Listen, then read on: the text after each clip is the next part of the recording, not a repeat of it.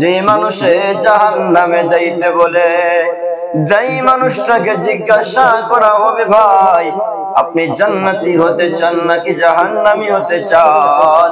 লোকটা জবাব দিবে, ভাই আমি জান্নাতি হতে চাই। কি জবাব দিবে লোক?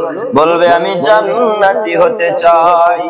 কেউ জাহান্নামে যাইতে চায় না, মানুষ চায় জান্নাতে যাইতে, কিন্তু সে আমল করে জাহান্নামে যাওয়া।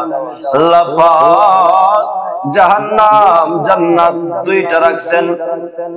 মানুষ ভালো আমল করলে, ভালো কাজ করলে আল্লাহ তাকে জান্নাতের মানুষ বানাইবেন, আর যদি পাপ কাজ করে, গুনাহের কাজ করে, তার জন্য আল্লাহ জাহান্নাম বানিয়ে রাখছে।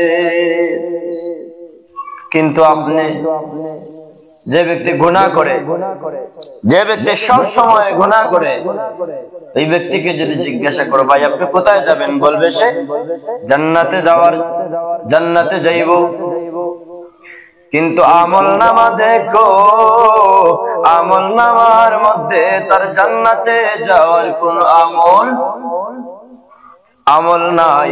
সুদ খায়, ঘুষ খায়, জিনা ব্যভিচারে লিপ্ত হয়, মদ গাঞ্জা সব কিছু খায়, আবার সে চিন্তা করে জান্নাতে যাইবে, কিন্তু সে জাহান্নামী, কারণ সে হারাম। যে ব্যক্তি হারাম খায়, এই ব্যক্তি জান্নাতে কোনো সময় যাইতে পারবে না। জান্নাতের আশা আমরা প্রত্যেকেই করি, প্রত্যেকেই আশা করি আমরা জান্নাতে যাওয়ার। রাসূলুল্লাহ সাল্লাল্লাহু আলাইহি ওয়াসাল্লাম আমাদেরকে জান্নাতে নেওয়ার জিম্মাদার হয়ে যাবেন যদি আমরা দুইটা বিষয়ে মানিয়া থাকতে পারি। দুইটা বিষয় যদি আমরা মানিয়া চলতে পারি, আল্লাহর হাবিব রাহমাতুল লিল আলামিন আপনাদের তার উম্মতকে অর্থাৎ আমাদেরকে জান্নাতে নেওয়ার জিম্মাদারি নিয়ে নিবে। সুবহানাল্লাহ। রাসূলুল্লাহ বলেছেন, যে ব্যক্তি দুইটা জিনিসের জিম্মাদার হবে, জিম্মাদারি নেবে, আমি তাকে জান্নাতে নেওয়ার জিম্মাদারি হয়ে যাব, জিম্মাদারি নিব। যে ব্যক্তি দুইটা জিনিসের জিম্মাদারি নিবে, অর্থাৎ এই দুইটা জিনিসও আমাদের শরীরের মধ্যে আছে, রাসূলুল্লাহ বলেছেন ওই দুইটা জিনিসের জিম্মাদারি যে হবে, আমি তাকে জান্নাতে নেওয়ার জিম্মাদার হয়ে যাব। কোন দুইটা জিনিস? রাসূলুল্লাহ সাল্লাল্লাহু আলাইহি ওয়াসাল্লাম বলেছেন ওই দুইটা জিনিস যদি আমরা হেফাজত করতে পারি, হেফাজতের জিম্মাদারি হতে পারি, আমাদের জান্নাতের জিম্মাদারি হয়ে যাবেন রাসূলুল্লাহ। এই দুইটা জিনিস হলো, আন সাহাল ইবনে সাদ রাদিয়াল্লাহু তাআলা আনহু আন্না রাসূলুল্লাহ সাল্লাল্লাহু আলাইহি ওয়াসাল্লাম قال من يضمن لي ما بين لحييه وما بين رجليه اضمن له الجنة।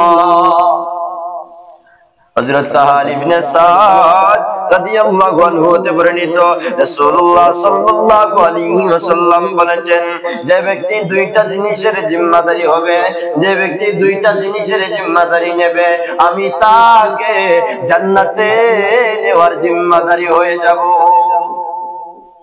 কোন দুইটা জিনিসের কথা বলেছেন রাসূলুল্লাহ? এই দুইটা জিনিসের মধ্যে একটা হলো জবান, একটা হলো জবান। রাসূলুল্লাহ বলেছেন, যে ব্যক্তি তার জবানের জিম্মাদারি নিবে, আমি তাকে জান্নাতে নেওয়ার জিম্মাদারি হব। ও বন্ধুরা, চিন্তা করে দেখো, তাকিয়ে দেখো, এই জবান দিয়ে আমরা পাড়ায় পাড়ায় গুনাহের কাজে লিপ্ত করি, গুনাহের কাজে লিপ্ত হই। এই জবান দিয়ে আমরা চাইলে সব সময় নেকির কাজে লিপ্ত থাকতে পারি, কিন্তু না না না, এই জবান দিয়ে আমরা সব সময় গুনাহের কাজে লিপ্ত হই। কথা মারতে মিশা কথা কই, কথা কোন ঠিক কিনা? আমরা কথা মারতে মিশা কথা কই, এক জায়গায় থাকলে অন্য জায়গায় আসি কই কথা কই, ঠিক কিনা? আমরা কথা বলতে মিশা কথা কই, আর জাহান্নামে যাওয়ার এক নম্বর কারণই হলো মিথ্যা কথা বলা। মিথ্যাবাদীকে কোনো জান্নাতে যাইতে পারবে না। রাসূলুল্লাহ সাল্লাল্লাহু আলাইহি ওয়াসাল্লাম বলেছেন, জবানের জিম্মাদারি নাও, আমি জান্নাতে নেওয়ার জিম্মাদারি নিব। 2 নম্বরে আল্লাহর হাবিব সাল্লাল্লাহু আলাইহি ওয়াসাল্লাম বলেছেন, যে ব্যক্তি তার লজ্জাস্থান অর্থাৎ 2 রানের মধ্যবর্তী স্থান লজ্জাস্থানের জিম্মাদারি নিবে, আমি রাসূল তাকে জান্নাতে নেওয়ার জিম্মাদারি হব। ও বন্ধুরা, তাকায়া দেখো, চিন্তা করে দেখো, রাসূলুল্লাহ বলেছেন 2 রানের জিম্মাদারি যে ব্যক্তি নিবে, আমরা যদি 2 রানের জিম্মাদারি নেই আমরা আর গুনাহ করব না। 2 রানের যদি জিম্মাদারি আমরা নেই, 2 রানের মধ্যবর্তী স্থান অর্থাৎ লজ্জাস্থানের জিম্মাদারি যদি আমরা নেই, আমাদের জান্নাতে নেওয়ার জিম্মাদারি রাসূলুল্লাহ হয়ে যাবেন। সুবহানাল্লাহ। আমাদেরকে জান্নাতে নেওয়ার দায়িত্ব নবীজি নিয়েছেন। যদি আমরা লজ্জাস্থান এবং জবানের জিম্মাদারি নিতে পারি, আমাদের জান্নাতে নেওয়ার জিম্মাদারি রাসূলুল্লাহ সাল্লাল্লাহু আলাইহি ওয়াসাল্লাম নিয়েছেন। তাহলে আমরা জান্নাতে যাওয়ার যদি আশা করি, তাহলে আমরা গুনাহের কাজ করতে পারবো না। জান্নাতে যাওয়ার যে কাজগুলো, এই কাজগুলো করতে হবে। জবান আর লজ্জাস্থান আমরা হেফাজত করতে হবে। ইনশাআল্লাহ আমরা জবান আর লজ্জাস্থানের হেফাজত করব, সুনিশ্চিত আমরা জান্নাতি হয়ে যাব।